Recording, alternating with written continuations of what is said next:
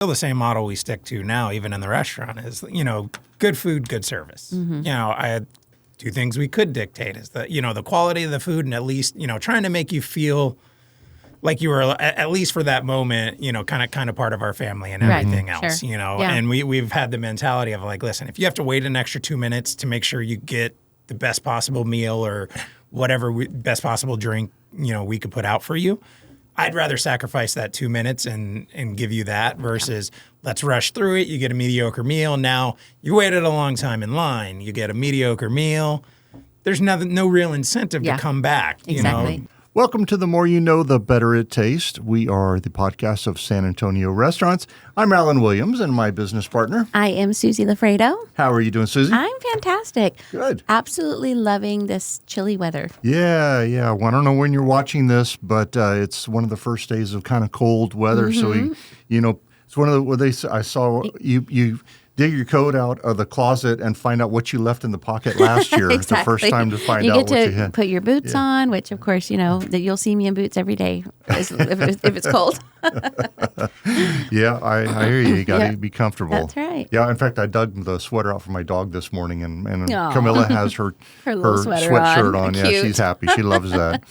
Anyway, well, today we have some really cool people. We do. This is one of my favorite breakfast spots. And if you haven't been there yet, you're going to love it too.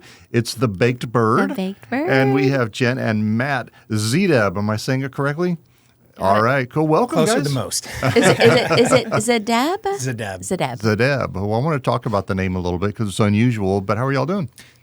Terrific. It's, like you said, getting cold, what we like to call gravy weather. So it's perfect for us. Oh, I love that. Gravy weather. Yeah. It's easier to sell hot breakfast and gravy in the winter. True. That's true. And soup, I guess. Oh, yeah. Well, that's when you're supposed to eat it, but I eat it all the time. Yeah, as you can right. tell. Yeah. Well, so the Baked Bird is, what's the address? So it's 5822 Babcock Road. Okay. Right at the corner of Babcock and Hebner.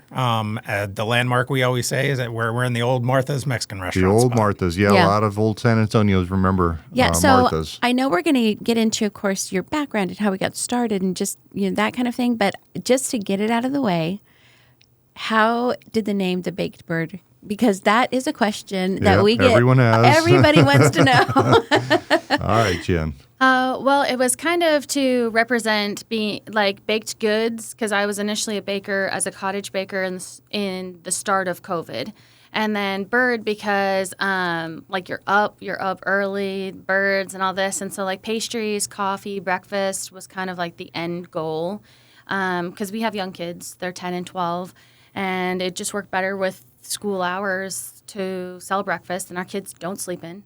So I was trying to formulate, if I wasn't just a baker, what would this eventually end up into?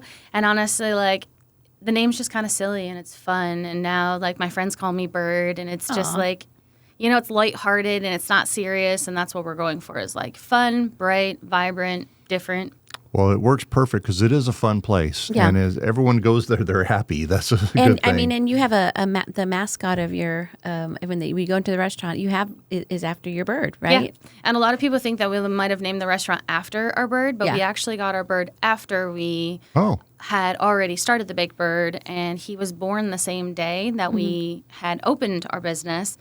And so we call it our hatch date because he hatched the date we opened our business. Yeah. And so we hadn't had a logo developed yet. We hadn't had any of that stuff. And so I sent it to my sister-in-law, and she's into like graphic arts and that kind of stuff. And I was like, hey, could we make him the logo, And so he just kind of became the mascot. And we just started doing really fun things with him. And it was, we have him in different costumes sometimes. Yeah. We have him, in different scenes and stuff. And it's, again, just fun. I think, and you really do bring across the fun part because the atmosphere, and I know we're going to get into that, but the atmosphere there at the restaurant is so much fun.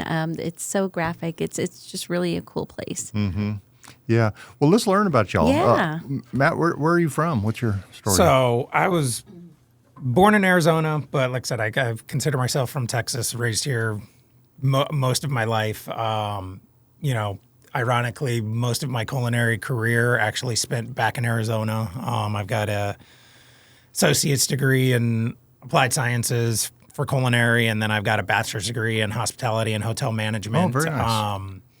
That I finished out in Arizona, and then literally started off as just a banquet cook at a hotel out there, and then I think luckily got in with the right group of people that kind of pulled me along with them. As a lot of the cooler projects started to develop out there, and then worked my way through being a banquet chef into a sous chef, and then executive chef at the W Hotel out in Scottsdale. Was there for about 8 years. That's actually where Jen and I met. And she came along. Stuck around. Yeah. I couldn't seem to scare her away in anything that I did. But no, so I was a huge background in hotels and culinary management, and then tried my hand at some independent restaurants. Spent 2 years trying to chase a James Beard Award out there, and forgot who and what my family looked like and who they were. And after threats of not being there when I came home anymore, decided it was time to make a change, and actually jumped into the corporate world for a while. Became a corporate chef with Aramark for a couple of years, and traveled all over the country helping open different concepts in restaurants, and just when you were in Arizona working for hotels and stuff, did you ever run across Kevin Fink? Do you know who Kevin is? Kevin owns, for those listeners, Kevin is the mastermind behind Pullman Market and all those restaurants that all are winning Michelin awards. So so just kind of the crowd that he ran with and everything else. Kevin, and then there are so many big names that are just out there that. Whether you try to or not, if you're in that scene, you just kind of get pulled in. They did a really good job. They did a bunch of different food shows and different, like exhibition nights and stuff where they would pull just different chefs. So as big as Phoenix was and everything else, it was really a small, tight-knit community, and getting to know everybody. And I think that's really cool. Even here, I think a lot of our food reps now that come in that I talk to, and they'll be like, oh, well, I was out in Phoenix, and did you know this? It's for being, 1,000 miles away from Phoenix, everybody kind of having the same connections and knowing a lot of the same people, and even crossing paths, whether we knew it or not, back in the day, I think is really cool and exciting. So, I think through that has even helped kind of put some better, roots and feelers out here in San Antonio, and us being able to expand our, kind of reach to people and getting into some of the markets and the relationship building. Yeah, exactly. The relationships that still exist just from, again, people I met 15, 20 years ago. So do you feel like all of that experience has helped you run this business? Become a restaurant owner? Absolutely. As Jen will always call me. I've always been a numbers guy. And I think especially through Aramark, I've learned is, make the numbers work. Before anything else. And so, when we were first starting this, the first thing I told her, I was like, we need to make sure we've got our recipes down. We've got, our SOPs, and this is how we want to do it. Let's know our costs going into it. That's so really so good. we have that idea. And she always says, and I agree 100%. She is the creative portion of it. It's like you have the dream, and then it's kind of my job to figure out how to build that dream. Make that dream a reality. No, that's and amazing. make it What a great team. actually be able to work. Yeah, that's a great team, because there are, a lot of people who would love to go into, who are amazing cooks, amazing chefs, but without that other side of the experience, it's hard. It's difficult. Yeah, it takes both. Oh yeah. Especially these days, I think with, just the general cost of goods on have to watch whatever it everything. is, first thing I always tell people, and they're like, I've got this idea. I think it works really well. And it's like, okay, well, what do your numbers look like? Because you could have the best product in the world, but if you're not pricing it accordingly, at a point you're giving it away, and that's not good for anybody, and trying to get people to understand. It's like, listen, if I have everything to make you a Big Mac, I'll make you a Big Mac. That's not a problem. You're not going to pay McDonald's prices. Right. Yeah. You know, Exactly. I can't, again, McDonald's has got buying power that I will never have. And quite frankly, I don't think I ever want to have. Yeah. But there's a reason they can charge what they charge, and there's a reason we have to charge what we charge. Right. You know, they've got, hundreds of thousands of employees and machines that make everything for them. We're hand making everything that goes out. Yeah. There's a cost It's not associated the same with product. that. Yeah. It's not apples to apples when we're doing something like Yeah, that. exactly. Yeah, it's Yeah. cool. And Jen, so what were you doing whenever you met him? Or what was your position? Are you also a chef? Yes. Are you trained as a chef or? Yeah. I grew up in Michigan, and I left when I was 19, and I went to Le Cordon Bleu in Scottsdale. I had moved in with my cousin, and she lived, ironically, like 6 minutes from the culinary school. So I said, this works out great, and I signed up for classes there. I wanted to go to culinary school since I was about 15, and it was kind of like a joke because nobody in my family knew how to cook. So I was like, I'm going to go to culinary school, and I'm going to learn, And so I moved to Arizona, and when I moved to Arizona, I went to culinary school, and then I went on my externship, where I externed at the W Hotel, and I met Matt. Uh-huh. This is my chef. So we worked together. I was put as pastry, even though I didn't have pastry experience. So the chef said, you can work in the pastry department. And Does it mean you were just willing to come in extra early? Yes. So I've always worked early, always. So when I got the opportunity in culinary school, I was 20. So I thought, if I can learn pastry in addition to just leaving culinary school, it'll be like a double threat of sorts. And so I truly hated pastry. Like, I hate the way the servers don't sell desserts. I hated the way people just destroyed entire buckets of things and how long it took and all of it. And so I talked to Matt about it, and I'm like, man, I just want to be on the line so bad. So bad. I don't want to be over here. So he would take me over there, we'd work together, and we'd make bento boxes together and all this stuff. And our executive chef at the time, he would come over and make jokes with us, like, oh, here's some mint since you guys are working together, make jokes about it. Right. So one night I accidentally dyed all of my chef coats blue by putting too much bleach inside of the washing machine. And I messaged him, and I was like, my bad. So he told me, don't worry about it, just come in, whatever. And I came in, and we started talking about how our chef kept saying, oh, Jen won't stop talking about you. Jen won't stop talking about you. And he kept saying it to Matt and me and going back and forth. And so we ended up going on a date for my 21st birthday. Aww. And then they were like, hey, you guys are going to work out, so you should probably break up or leave working here. So we actually have not worked together since then until now. Until now. Until now. But yeah, I worked at the W Hotel. I also worked at the Phoenician, so I have a lot of hotel experience. The Phoenician used to be, I don't keep up with their credentials now, a 5-star, 5-diamond resort.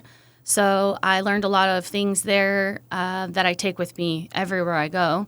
We ended up having our daughter, Maddie. So I stayed home with Maddie because we're both chefs. And as Matt said, he's working a lot. So I ended up being a stay-at-home mom until I started the Baked Bird.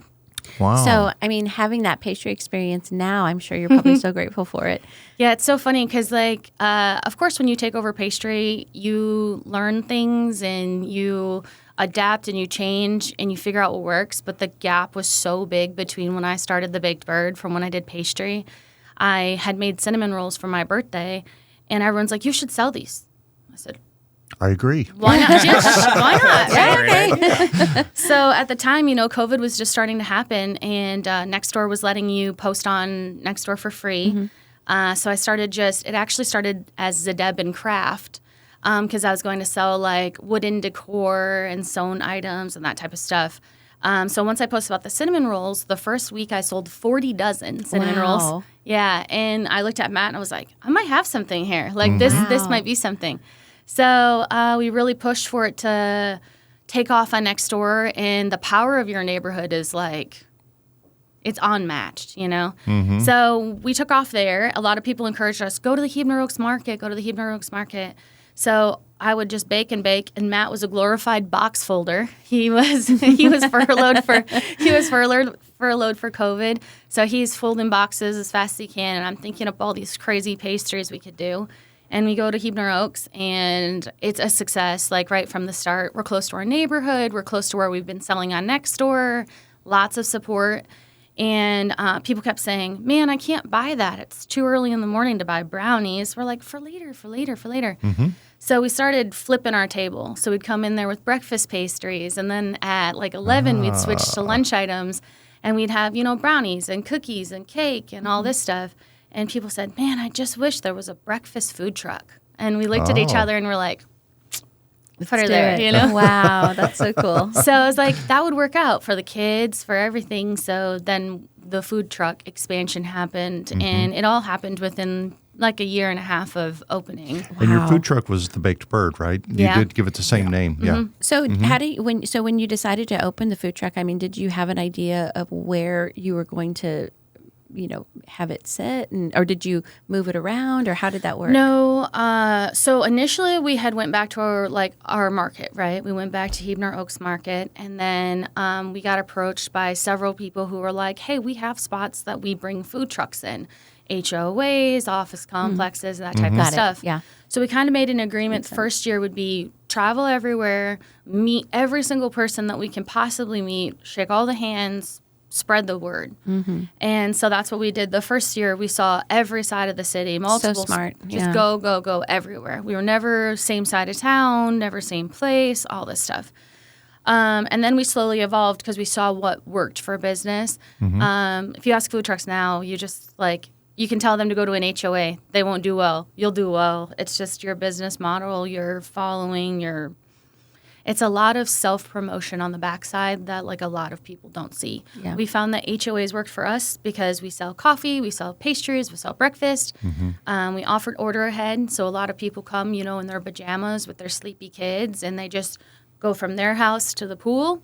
They get a full breakfast. They go right back home, and they're set. Yeah. So I thought, this is our demographic, And that really catapulted us into this is where we should be focusing. So for the next 2 years, we did exclusively HOAs and kind of private events. But I think we had the upper edge because we offered everything. It's early. People are tired. They don't want to mess with stuff. We did a lot of West Side stuff because the West Side doesn't have a lot of breakfast options. Right. They're expanding now, but traffic on that side is brutal. So we're kind of saving them the commute to going to breakfast. Yeah. So we found a lot of support in HOAs themselves. We still do, honestly. They travel to come see us. But for the most part, I think food trucking is just marketing yourself a lot. We're in a lot of their neighborhood groups, so we see all the drama, we see all the food trucks, we see all the stuff. Right. And so every day I'm like, hey guys, we're going to be in your neighborhood this week. And then on Friday I'm like, hey, don't forget we're going to be there on Saturday. And then on Saturday I'm like, hey, we're actually here, So just chasing that and reminding people and bringing them out there. Just so important. Yeah, I think with that too, at its core, we really learned, and it's still the same model we stick to now, even in the restaurant, is, good food, good service. I tell people all the time now, I can't help or control if 100 people or 300 people walk through the front doors. We love to see it. We want it. But it's a lot to handle. It was the same thing at the food truck. We never dictated who came up and everything else, but it's two things we could dictate is the quality of the food, and at least, trying to make you feel like you were, at least for that moment, kind of part of our family and everything else, And we've had the mentality of listen, if you have to wait an extra 2 minutes to make sure you get the best possible meal or whatever best possible drink, we could put out for you, I'd rather sacrifice that 2 minutes and give you that versus let's rush through it. You get a mediocre meal. Now you waited a long time in line. You get a mediocre meal. There's no real incentive to come back, Exactly. But if we control, what we can control out of the scenario and build those relationships in the same, on that same token. No, I agree. I mean, if you have to, like you said, if you have to wait an extra couple minutes and you're thinking, oh, then you get your meal and it's like, wow, you forget about, it's gone. Those 2 minutes are forgotten about. I think one of the most surprising things to me, we've both been cooking forever. I had to have a permit to cook because I was only 15, so I couldn't even use the pizza oven. And Matt started cooking around 15, so together we've been cooking our entire lives. Wow. That's amazing. And you'd think you'd take out all of the factors that could mess up stuff, but then every day you're surprised. You're like, I've been doing this my whole life. It's like I've never done it before, ever, And you just have days like that, and it's like, what takes you to get there? A couple times on the food truck, it would just be like the weather. The rain would become pouring through the light fixture, and you're supposed to open, and you have orders that are stacked up. Everybody bought all the first, Right. 50 spots for breakfast, and lights come in, the water's just pouring out, or the It's too griddle cold. won't light. The grinder's not working, or like I said, Or why is the you espresso trip machine over not, the wire and zap the grinder when we're only selling coffee. Yeah, Right. that happened. We were only selling coffee, and it was actually the day before my birthday. And we were like, we're just going to go out, we're going to sell coffee. And he tried to adjust the way the truck was plugged into the generator to like secure it more. It zapped the grinder to where it literally started smoking. Yeah. It's 5 a.m. We're like, Shorted out. Yeah. where are we blew going the to get fuses. this? Well, and I'm sure a brick and mortar has a whole new Yeah. other, Yeah. So is the food truck retired now, at least for the time being? No. No. Yes. Really? Yes. For the time being. It's still in existence. Yeah. It's still there. Until your kids grow up. Yeah, exactly. Right now, it's a Jen law and she order. has a plans in her mind, right? Oh, yeah. Yeah, always. No, I think right now it sits on the side of the house. It's still in existence. It's still, Yeah. we could pull it out today and I have a spot. get it ready to rock, rock and roll. But I have a spot if you're interested. No.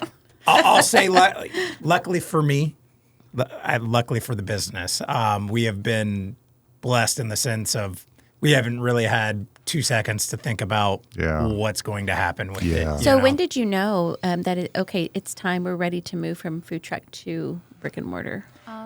Well, I think it was getting to a point where the last year we were getting more offers than I'll say mentally could handle, because a lot of food trucking, for us, it followed us everywhere we went because everything is scratch made. And to go from a sellout to opening back up was just so much. So we're finding ourselves with more popularity. It was harder to produce what we needed to produce. And then you go out, you have this great day, you sell all this stuff, you thank all the people, you get in your car, you're exhausted, and here come the dishes and all the things you have to make following behind because we didn't have any employees. Until the last year, we hired my friend Ryan to work with us.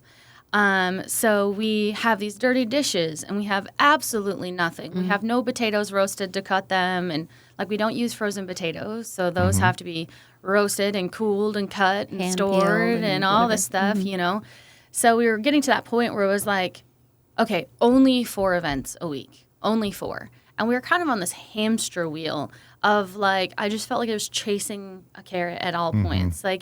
We did this, we did this, we did this, we did this, and then right back to it. It was like you weren't ever getting ahead, and you were just kind of staying in this motion. And I said, I don't know how else to break it, because where do we put employees when you have the food truck? You run a commercial kitchen, and you do all this stuff. But would it help us move along, So I think we started to look for places, but I knew that it was important to us that we stay closer to our house because we were doing a lot of our business on the west side. The west side's expanding, but it's taking forever. 1604 and 10's taking forever. And we wanted to be close. If our kids need us, we need to be able to just go. We don't want to be trapped over there. And you posted about Mi Gente, and I immediately wrote about Mi Gente because it was so close to our house. And I said to Matt, I was like, this would be a perfect spot for us because it was so close. Yeah, well, so I'm pretty much responsible. you're pretty it, much the I reason. haven't seen a check yet. It's in the mail. Us either. A complimentary. That's fabulous. Like a plaque or something, There you go. Yeah. Of course, I don't work in a restaurant, and so I'm one that just enjoys the benefit of the restaurants by eating. But I always thought running a food truck must be so hard. It's such a small space to do everything, and baking. Trying to, it must be so difficult. You definitely have to have everything in its place. We refer to it as camping, and we joke because we had a pop-up camper. We had it for too long, but we only camped in it twice because it was like a lot of, you pack it all down and cramp it all in, and we were like, man, we hated camping together. Why are we doing this? Right? Well, it's every time you go somewhere, it's make sure this is put away, make sure this is secure, put that strap there, and it has to be just like this, because if not, I It can't could tell you how spill many when you're driving or whatever. How many times I would be pulling out, and you just. There you goes hear the oil. something crash, and you're just I'd pull over and sit there with my hand on my head for like a minute, and I'm like, oh God, what's this going to look like when I open this door now?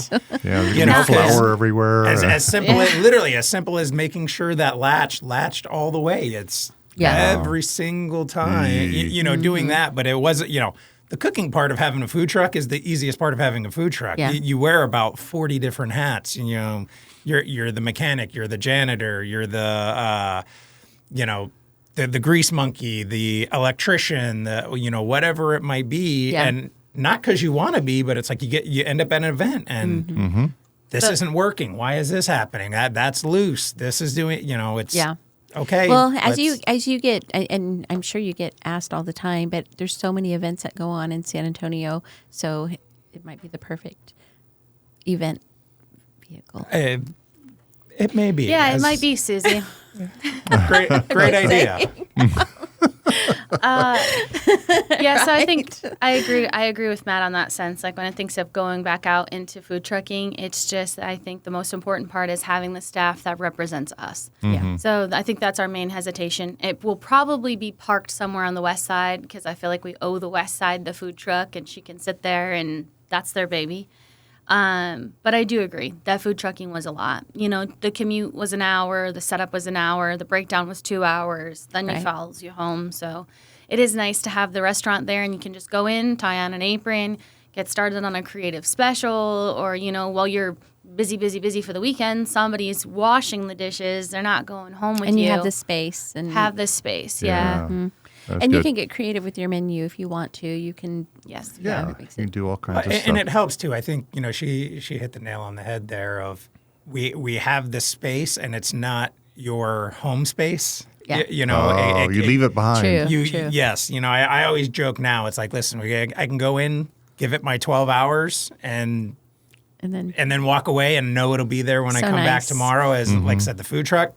No, literally follows you home, and I've always had that mentality of like knowing, the brake light's out. It's I'm going to go ahead and fix it now. I'm not going to fix it tomorrow because it needs to be done or clean this or do. So it was. So is that a all the strategic time. decision? I'm guessing to have that work-life balance to close it. Is it 3? No, 2. Yeah, I think that's probably our driving force because, again, our kids. And I know some people, they say, oh, well, you probably have enough business now to be open Monday and Tuesday. And I'm like, no. Yeah, like good for you. We probably kind of do, want to. yes. We probably do, yeah. But yeah, it's not off. Like we're recording here to promote for our business right now. We'll go home and like our daughter has a band extravaganza tonight. Right. And then tomorrow, it's grocery shopping for the house and grocery shopping for the restaurant. And then I start prep for the restaurant tomorrow. So it's just like we're not open, but we're working. Yeah. You're not out to the public. You're just listening to your grungy music and you're just doing what you love to do. And that's like the best part. So I'm like, no, I can't give up Tuesday. Like you can't be in here. I'm in here Tuesday by myself, Yeah. That's again, good. it's one of those misconceptions of like small business. It's yes, it's the close sign is there, but there's always something happening. There's not. Yeah. No, I think that's great. I think it's good to, I think it's smart. It helps you to. Absolutely. I'd like to go to maybe 6 days eventually and maybe a little longer or a little earlier, like maybe 7 to 3, because I think we could really capitalize on the Early medical morning. center Yeah. coming once in, we getting get some that coffee. business. Yeah. But honestly, right now we're so new. It's so unpredictable. Sometimes we're just, how do we get this busy? And other days we're like, where is everybody? And it helps us keep our staff a little bit smaller. And again, we absolutely are particular in who we bring on and who's going to become, we'll say, part of the family at this point. I've said it my entire career. I don't have cooks, I have kids. And not that. Yeah. Again, I took my first executive chef job at 23. I got kids at 23. I used to joke. I was like, I'd have 20 different management styles. You manage everybody different, and I can easily say the people that we have here care more about our business, which is so humbling because it's like outside of you guys getting paid to be here, you have no real connection to it. And the fact you care so much about it, really cool. really cares to us. And so we want to try and do everything we can for them and help them again, make as much money as they possibly can. Yeah. And they're learning so much too. Yeah, so I think in having those couple days being closed and everything too, where it's like, listen, this is everybody's days off, and then when we're here, we're all here. We want everybody being invested as much as possible. That way, when everybody else comes in, you feel that being part of the family and the service. Really, I think hopefully, kind of shows that, and the sense of, listen, we're truly here for everybody else. No, that's amazing. I think it's good. one of the most difficult things that local restaurants especially have is, having your employees really understand your brand and your mission and your, and I think buying it's into that. They're not going to have the same passion you do because it's not Yeah. theirs, Yeah. but you want them to have as much passion as possible for it. I always think in my head, like, I'm trying to be like a new wave of chef. Like, I want you to feel like I want you to eat food. I don't want you to like hide and eat food. Yeah. I don't want you to pay for it. I want you to eat it, be happy. I want you to talk about, whatever gosh, this happened is so before you good. came Yeah, to yeah, work yeah. or, whatever it is. Let's talk about it. Let's move on. Let's work together. We're like a team or a family.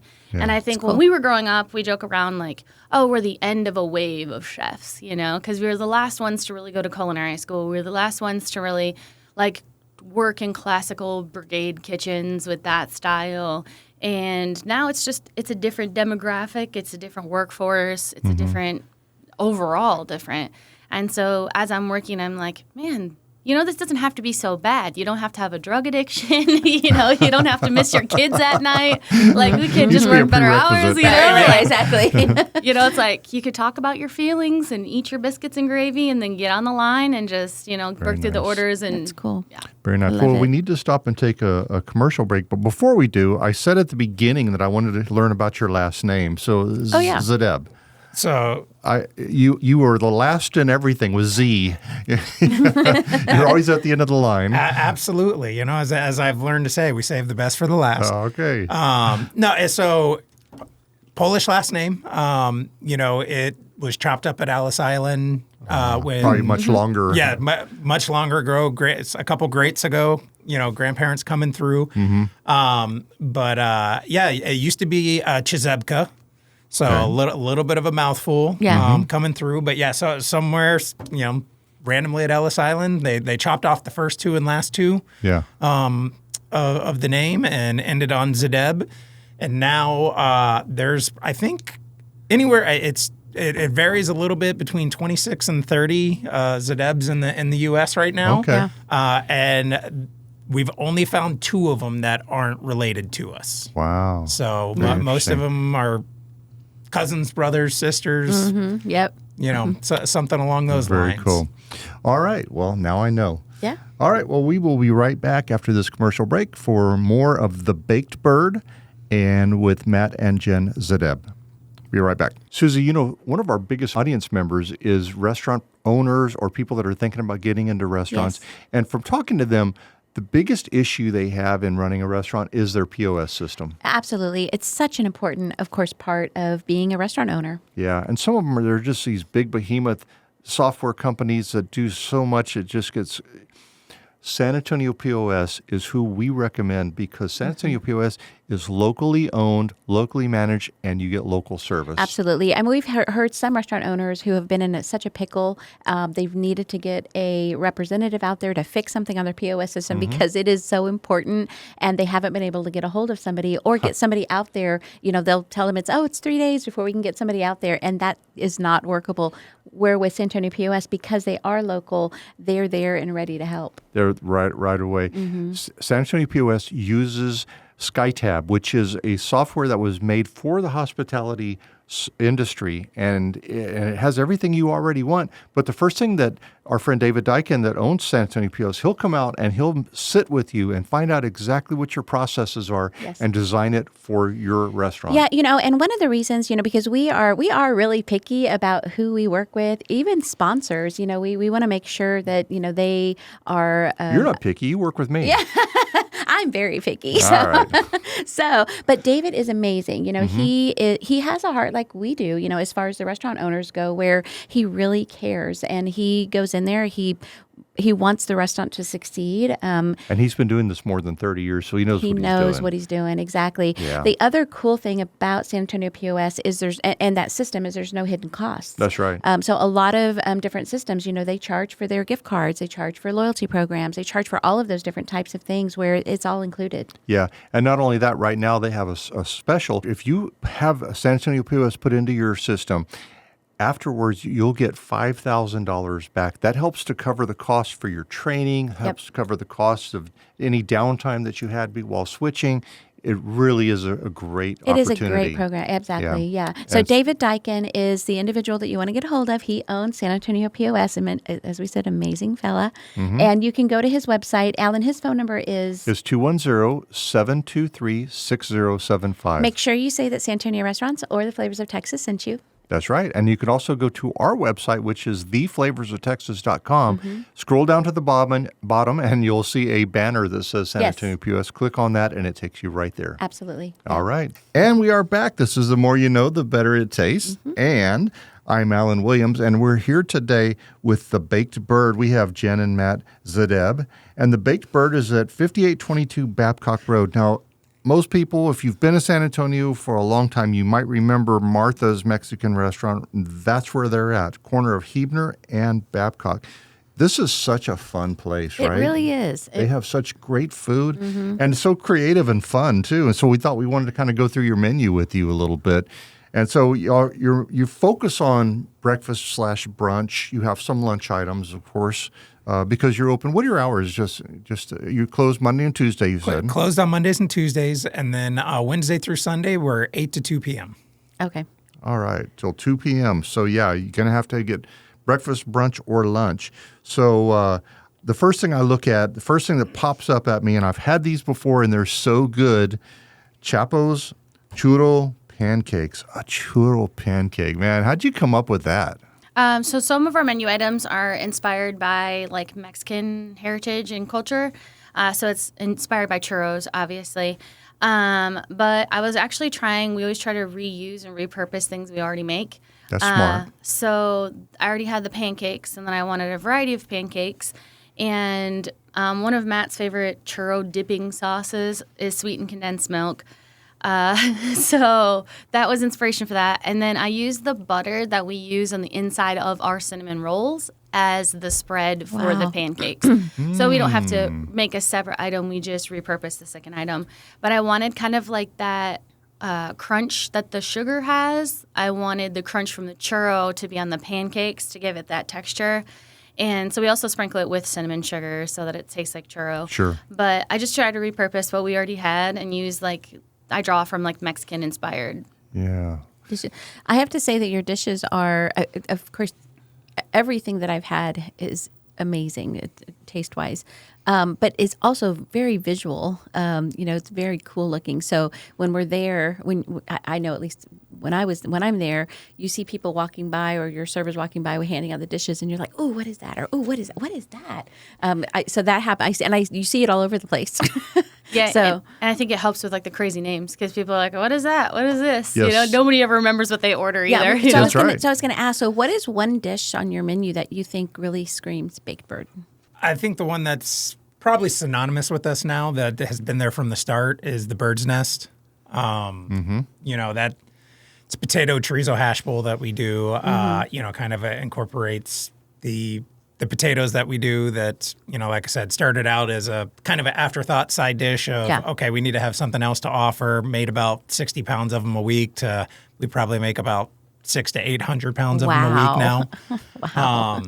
But local chorizo that we get, shout out to APCO. They make our chorizo for us. They make our bacon. We knew the second we came across and tried it from those guys, that was it. That was it. And it's the type of place when I was calling, looking around at places too. It was the owner picked up, or the owner's son, cool. And it's still that same way today. It's hey, if you got a problem, let's take care of it. But more so, it's a random Tuesday at 9 a.m. and guy running around answering the phones is the same guy kind of back there making it. Right. So I not only small business. Yeah. I absolutely appreciate being able to talk to, the head guy, but as you talk to him, you don't know it. It's just, the guy who's there, Right. Working cares just as much about, so I relate a lot of our business to their business as well. Yeah. But, I think that really helps, again, incorporates us because it's, with those the potatoes, the chorizo, it all just really works well together. It's hearty. It's delicious. You can cover it in gravy. You can cover it in gravy. But I think it's filling. I always joke. People come in and they're like, whether they're like either, your portions are too big or, which we do get, it's too much food, this and that. Just take it home. Well, I turn around and I tell people it's with what they're used to today, you're getting what you pay for. It's not that it's too big. Cool. It's not that it's too small. This is how it's priced out. It's if you don't want to eat it all, that's on you, but we try to make sure people aren't leaving here hungry. I'm also Midwestern. And then, potatoes are life. Potatoes are life. But, potatoes and gravy. Potatoes and gravy. It's what we do. I would much rather have someone say this is too much, I can't eat it all, versus I didn't get enough. And, I'm not getting, kind of that value perception that goes with it. Exactly. So, one of the more creative things you have on your menu is the Amy Swinehouse. That's really cool. Tell us about that. Well, again, recreating and using ingredients that we already had. We had the French toast, and we had all the ingredients, and I was kind of inspired by the McGriddle. But we didn't serve pancakes at the time. So I just thought, what if we made the idea of a McGriddle, but using our French toast? And we put it on special, and it almost immediately went to menu right after special because so many people just right away, we love this. We need it all the time. Yeah. Wow, I hadn't thought about. I haven't had this dish, but I'm going to now because I love a good McGriddle. But sometimes you go there, it's been sitting there. It's how some of those mass-produced things you don't know what you're going to get. Yes. But oh my goodness, I'm gonna go now, Susie. Oh wait, they're closed. Yeah. So, are you guys still serving your breakfast burger? Yes. So that's called the Morning Glory. Okay. And that every time I make that, I just think good luck. It's a lot, It's a lot, but you know what? I was blown away by your burger. I mean, I love your breakfast items, and again, for those listening, I'm obsessed with your pancakes. You have the best pancakes. We do have the best pancakes. Really do. I mean, really do. I'm saying. I keep I'm joking that I don't know if there's a best pancake award, but I'm going for it. You have won it. So anyway, amazing But when I tasted that burger, I was like, wow, that is a killer burger. Really good massive. burger. It is. This weekend, somebody substituted the bun for a biscuit, and I put that thing together, and I was like, all right. Yeah. Wow. bring them a fork and knife. They're gonna need it. So Susie, we need to have the pancake showdown. That would be cool. Yeah. That would be fun. They're just trying to get the food truck back out. Yeah, exactly. That's right. True. Yeah. So I thought and if I'm wrong, but I thought I read a tagline somewhere where you had put out there breakfast the way Granny made it. Is that correct? Yeah. So it's been a joke because, I always picture, again, my family doesn't cook, but my grandma also commented on that post, and she said, "Not this Granny," and I laughed because I love it's so true. Right. You could just put out a box of cereal. Right. Yes. So it was funny to me because, I picture it just being, hearty, and it's the environment we're trying to create. We want you to come in however you are, with whoever you are, and just enjoy breakfast. And so, I always try to channel my Midwestern roots and, hospitality on it. And actually, when I met Matt's grandpa, he was like, "Oh, I love a Midwestern girl. I knew you're from Michigan." And so I moved out when I was 19, but, I always try to, bring that back into focus. And I think, saying your granny made it, is, I picture just, this warm environment of just, hearty breakfast and gravy, obviously, always gravy. And so when we go back, to eat breakfast is huge in Michigan. It's heavy in potatoes, and there's the breakfast places are just so good. And so I drew a lot of inspiration from growing up there. And we go back to visit, and I'm like, I basically order the bird's nest with gravy everywhere we go. Yeah. But they use hash browns. And so I'm like, oh, this is like the bird's nest. And then I just have it recreated every single place I go. And I just think I pulled out a lot of the things I grew up with and then brought them here. And a lot of people are like, well, Southern gravy, and it's the same, but it's different, you know? Yeah. It's just a little flair. Well, and you guys have outside of your breakfast and you have an amazing pastry case. With those pastries being made in-house, the Pop-Tarts. The Pop-Tarts are amazing. The cinnamon rolls. Yeah. I mean, there's scones. Yeah. Yeah, and I wanted to go there back with the cinnamon rolls because that was the original. That's what started it all, is the your OG. cinnamon rolls.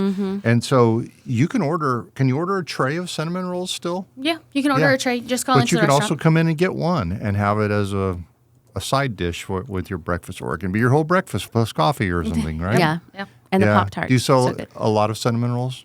Sell a lot of cinnamon rolls, particularly when it's cold outside too. Pop-Tarts and cinnamon rolls are probably real close with each other with coffee cake. If somebody wanted to come get a tray of cinnamon rolls, you'd probably prefer to have notice ahead of time so you can do that. What's the best way to do that? If you just call our restaurant line, we can connect you over and get you into the bake shop. And we talked about this off air, but just so that people know, this is a fast casual environment. Yes. So when you come to the restaurant, we don't have servers. You come in the door, you grab a menu, you take your time looking at the menu, come to the counter when you're ready, and then we serve you at your table. Yeah. We have food runners that bring your food out, and recently on the weekends we've added what we'll call servers, but more so just floating people that can grab extra items for coffee people. or whatever. Yeah, Keep you in your refilling seat drinks more. Yeah. and whatever. Yeah, initially we had wanted to do fast casual because nobody else had done fast casual, and we thought it would be a way to just like kind of pump people through and get them into breakfast, because we were noticing a lot of times when we wanted to go out to breakfast, the lines or the wait was long, and you would get in line on Yelp or you'd get online wherever, and then you'd wait until you got your time to go in, and then you would wait maybe 15 more minutes for your table and you'd go in, and it was a different experience. It was like going out to breakfast, whereas we're trying to be more casual where you're just getting breakfast. So it gave us the chance for people, they see the line, and I won't lie, sometimes that line, I'm not sure I'd stand in it Wait, either. we see the line and have the same reaction. We're Oh, like, my God. oh my God. Well, you know what? When I walked in, the line was very long, and that was my first reaction. It was like, oh, do I want to wait in line? But of course, I wanted to wait in line. And it really wasn't bad. I mean, it went pretty quickly. I mean, you guys obviously have a system down. A few weekends ago, it reached the bake shop from the front counter, and I thought, all these my poor people sitting out here trying to eat, and the line is just Going like all devouring wrapped around it. them. But I walked out, I like ran out of the kitchen and used the bathroom, and I saw this guy, and I go, how cool is this? And he's like, that is so cool. I'm like, this is so cool. Yeah. Like, this is crazy. Anyway, I gotta go. Yeah, I know. yeah, great. Well, if you haven't yet, what you need to do is go to their website, which is thebakedbirdsa.com, and just read through the menu. It's just fun to read through. The Notorious P.I.G., you got the Yolkster, you got Pablo Escobar. I mean, it's so creative. And so but as you read through this, you're going to want to go try their food because it's so good. Yes, and one of my faves, the Steven Seagal. Yeah, right? yeah. The Seagull. Seagull, yeah. Seagull, yeah. That's right. Yeah, that's really good. Or the Cluck Norris. It's just wonderful. Yeah, and so, but also aside from menu too, you also have some great coffees as well. I'm glad you brought that up. Yeah, you have some really good coffee drinks. It's kind of funny because coffee and pastries were like the first thought I had. But coffee, I feel like, is a redheaded stepchild of our business. Like, we don't do like a ton of advertising for it. And we really do have a fun coffee menu. We just added the Sancho Horchata, which is a dirty horchata drink. And I think a lot of coffee shops here in San Antonio have horchatas. And it was always my favorite. And I was like, why don't we sell a horchata drink, And so that's one of the new ones that we added to our menu. We also have Charger energy drinks with lots of fun flavors. We have fun lemonades.